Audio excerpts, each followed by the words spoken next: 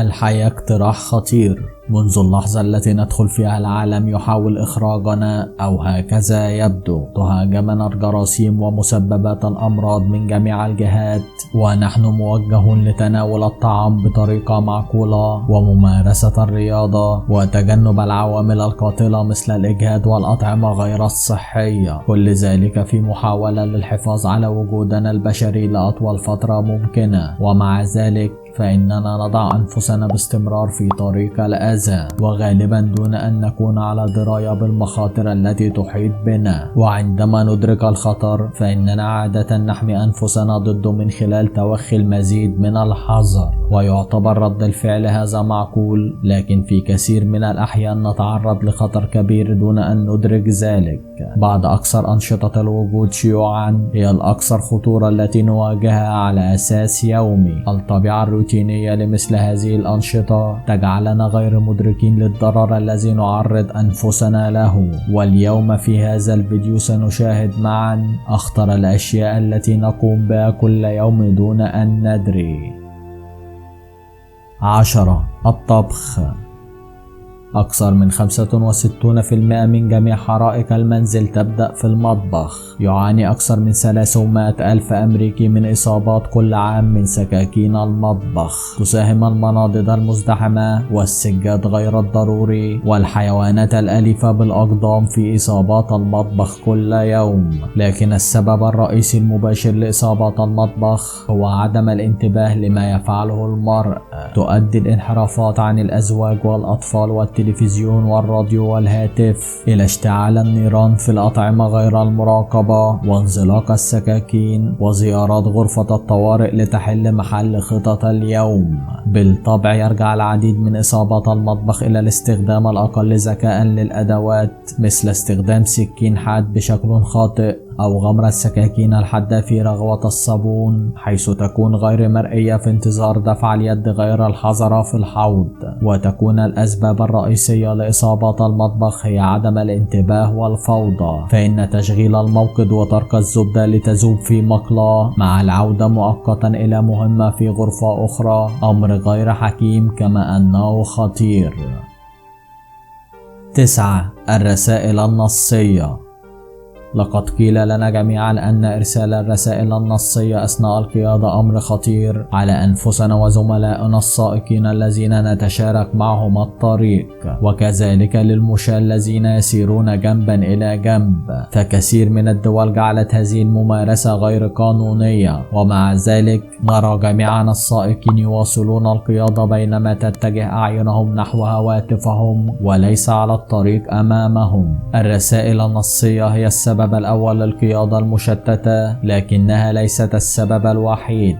فالرسائل النصية خطيرة أيضا أثناء المشي، سواء في شوارع المدينة أو ممرات الضواحي، أو حتى أثناء التنزه على مهل في الغابة. كذلك هي أمر خطير بشكل خاص أثناء عبور الشوارع. فبين عامي 2005 و2010 تضاعف عدد زيارات غرفة الطوارئ بسبب الإصابات التي حدثت أثناء إرسال الرسائل النصية أثناء المشي.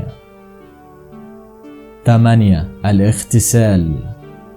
يدرك معظم الناس المخاطر التي تشكلها الأجهزة الكهربائية في الحمام. تعمل أجهزة السلامة لمنع الصعق بالكهرباء بواسطة مجففات الشعر والمراوح ووسائل الراحة الكهربائية الأخرى إلى حد كبير من هذه المخاطر. ومع ذلك يظل الحمام من أخطر الغرف في المنزل. الانزلاق والسكوت يشكل أكبر خطر. يحتمل أن يتسبب سجاد الحمام والسجاد غير الآمن في حدوث إصابات خطيرة بسبب السقوط، كما هو الحال مع الأسطح الرطبة الزلقة. يمكن أن يكون الحمام أيضا مصدرا للعفن السام الذي يتم إدخاله في الغلاف الجوي من الزوايا والشقوق غير المرئية. يعد الدخول إلى حوض الاستحمام والخروج منه، سواء تم استخدامه للاستحمام أو لأي شيء آخر، مصدرا رئيسيا للإصابة في الحمام. تشمل المصادر المحتملة الأخرى للإصابات الجروح الناتجة عن شفرات إصابة الحلاقة أو المقص، والحروق من مكواة التجعيد،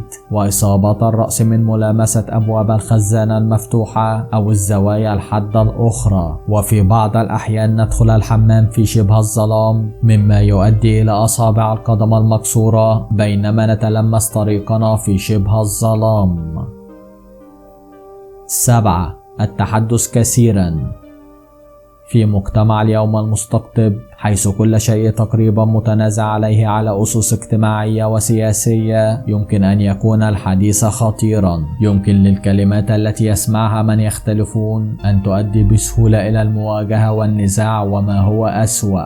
بالطبع للفرد له حرية التعبير عن رأيه، ولكن يجب مراعاة القليل من التقدير عندما يكون في الأماكن العامة. ومع ذلك فإن الخلافات السياسية والاجتماعية ليست هي الخطر الوحيد الذي يشكله الحديث كثيرا، سواء كان ذلك على الصعيد الاجتماعي أو في العمل أو حتى في المنزل. ويتفق الخبراء على أن التحدث كثيرا يمكن أن يؤدي إلى جفاف الحبال الصوتية، مما قد يؤدي إلى حالات أكثر خطورة، بما في ذلك الالتهاب والأورام الحميدة وحتى حالات ما قبل السرطان. ويوصون بالاستماع بدلا من محاولة السيطرة على المحادثة، مع إبقاء الحبال الصوتية رطبة. ويعتبر الماء هو السائل المفضل للاستهلاك عند تقديم ملاحظات مطولة. وكذلك التحدث على الهاتف الخلوي أثناء الشحن أمر خطير للغاية، فيمكن أن ينفجر الشاحن أو البطارية المعيبة بسهولة، مما يتسبب في حروق في اليدين والوجه، بالإضافة إلى إصابات أخرى محتملة. 6. القيادة المشتتة.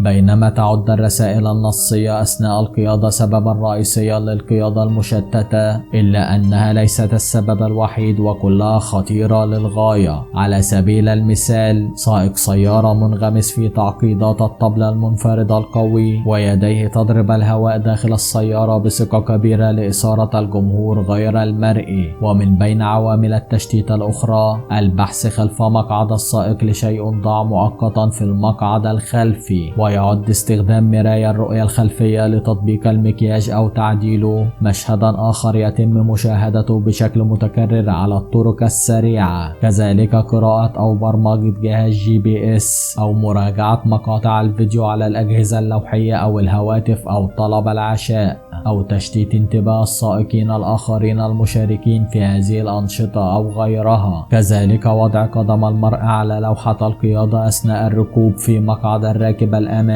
هو وضع آخر يكسر مشاهدته. فماذا إذا انتشرت الوسادة الهوائية لأي سبب كان؟ 5. السلالم. يختار بعض الأشخاص صعود الدرج بدلا من المصعد أو السلم الكهربائي كلما أمكن ذلك. إنهم يعتبرون أنه مفيد لصحة القلب والأوعية الدموية، وهم في الغالب على صواب. ومع ذلك فإن السلالم هي سبب رئيسي للحوادث لأسباب متنوعة. أحدها بالطبع هو الأسطح الزلقة، والتي تسبب فقدان الثبات وسقوطا شديدا في كثير من الأحيان. كما أن السلالم المفروشة بالسجاد ذات الأسطح البالية تعرض أيضا إمكانية تعرق الكعب، وهو مصدر آخر للسقوط الذي يؤدي إلى إصابات في الساق والظهر والرأس وإصابات أخرى. وتزيد الإضاءة الخافتة من المخاطر مثل الأشياء التي تركها الآخرون على الدرج. ويمكن بسهولة التقليل من خطر التعثر أو الانزلاق أو فقدان توازن المرء والمعاناة من السقوط المنهك على الدرج ببساطة عن طريق استخدام الدرابزين. وتعد حوادث السلالم هي السبب الرئيسي الثاني للوفيات العرضية في الولايات المتحدة، مع أكثر من 1,000,000 إصابة سنويا، ويكون ما يقرب من 12,000 من هذه الإصابات قاتلة. 4. قضاء الكثير من الوقت أمام شاشة الجهاز. من المعروف إلى حد ما أن قضاء وقت طويل جدا أمام الشاشة يوميا يسبب مشاكل مختلفة تتراوح من المضايقات البسيطة نسبيا إلى مشاكل خطيرة في العين، جفاف العيون واحمرار العينين والدموع، كلها آلام شائعة نتيجة التحديق الشديد في الشاشات. وعلى الرغم من أنها قد تؤدي إلى مشاكل أكثر خطورة، فمن غير المرجح أن تكون قاتلة. تشمل الأعراض الأخرى تيبس الرقبة والتشنج وتشنج في اليدين والذراعين والتهاب الظهر وغيرها من المشكلات المتعلقة بالوضع. تعزي المشكلات الأكثر خطورة أيضا إلى وقت الشاشة المفرط، والذي حدده معظم الخبراء بأنه 4 ساعات أو أكثر يوميا، من بينها الأحداث القلبية الوعائية الخطيرة بما في ذلك النوبات القلبية والسكتات الدماغية. أسباب هذه الأخطار متعددة الجوانب، أحدها هو أن الوقت المفرط أمام الشاشات يقلل مقدار الوقت المخصص لممارسة التمارين الصحية، ويزيد من مقدار الوقت الذي ينخرط فيه الشخص في نشاط خامل، ويزيد نفس النشاط الخامل من الإجهاد، سواء من الأحداث المتعلقة بالعمل أو من ردود الفعل على الألعاب ووسائل الترفيه الأخرى الموجودة على الشاشة. وهناك خطر آخر يمثله الوقت المفرط أمام الشاشات، وهو انخفاض جودة النوم. لطالما ربط الأطباء بين النوم السيء ومشاكل صحية خطيرة مثل ارتفاع ضغط الدم والسكري والوجبات الغذائية السيئة التي تؤدي إلى السمنة. 3. تناول المشروبات والطعام أثناء القيادة. القيادة أثناء تناول المشروبات هي أيضا اقتراح خطير مثل تناول الطعام أثناء القيادة. تسمح نوافذ القيادة في كل مكان للسائقين بالعودة إلى الطريق بهدف تحويل سيارتهم إلى مطعم على عجلات، بغض النظر عن الوجبة التي سيتم تناولها. كما هو الحال مع وسائل القيادة الأخرى المشتتة، فإنها تضطوي على مخاطر يجهلها معظم الناس، فقد تتسرب القهوة الساخنة الحارقة في حضن السائق، مما يسبب الألم ورد الفعل الذي يحول الانتباه من الطريق إلى حالة طوارئ أكثر إلحاحا، وتجبر الانسكابات الناتجة عن تفكيك البرجر السائق على التركيز على حماية خزانة الملابس على حساب التحكم في السيارة. كذلك تنفجر المشروبات الباردة من مكانها في حامل الأكواب لتلتف حول السيارة، مما يتطلب تنظيفا فوريا بغض النظر عن السرعة التي تسير بها السيارة على الطريق. لذلك يعد الأكل والشرب في السيارة أمرا خطيرا، ولكن كما هو الحال مع معظم المخاطر المعروضة هنا يتم مواجهتها كل يوم تقريبا. 2. المجادلة. من الصعب ترسيم الحدود بين الجدل السليم والجدل. يمكن للمناقشة تسهيل حل المشكلات وتحديد الحلول المحتملة واستكشاف تطبيقاتها. الجدل في كثير من الأحيان يزيد الفروق فقط ويزيد التوتر والقلق، ويمكن أن يؤدي أيضا من خلال الكلمات والعبارات التي يتم اختيارها بشكل سيء إلى تفاقم الوضع السيء، مما يؤدي إلى تدهور العلاقات وزيادة العداء وانعدام الأمن. الجدل مع أي شخص يؤدي إلى زيادة التوتر والإحباط، ويكون خطير بشكل خاص عندما يحدث بين الأزواج أو الشركاء، ويمكن أن تؤدي لالتهابات الناتجة عن متلازمة الأمعاء المتسربة والتي ترتبط بحد ذاتها بالجدال بين الأزواج إلى جميع أنواع المخاطر طويلة المدى، من بينها مرض السكري وأمراض القلب والتهاب المفاصل وزيادة خطر الإصابة بارتفاع ضغط الدم وغيرها من الأمراض الخطيرة والقضايا الصحية. ويمكن أن يؤدي أيضا إلى فقدان الثقة بالنفس والاكتئاب واضطرابات الجهاز الهضمي مثل القرحة. وفي حين أن الخلافات بين الأزواج ليست حتمية، فإن السماح لهم بالانفصال إلى نقاشات مزمنة يشكل خطورة على الصحة على المدى القصير والطويل. 1. القيادة.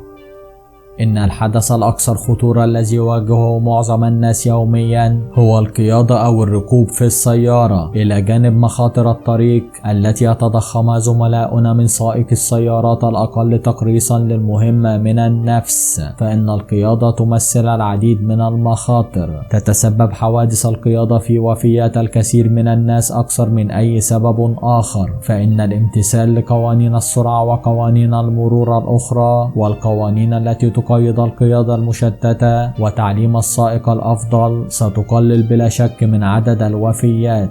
فلا تسمح لنفسك بأن تشتت انتباهك حتى لو كنت السائق الأكثر تركيزا على الطريق، فمن المحتمل أن تكون في خطر أكبر ستواجهه لبقية اليوم. شكرا لكم مشاهدي قناتنا الكرام، وإلى اللقاء.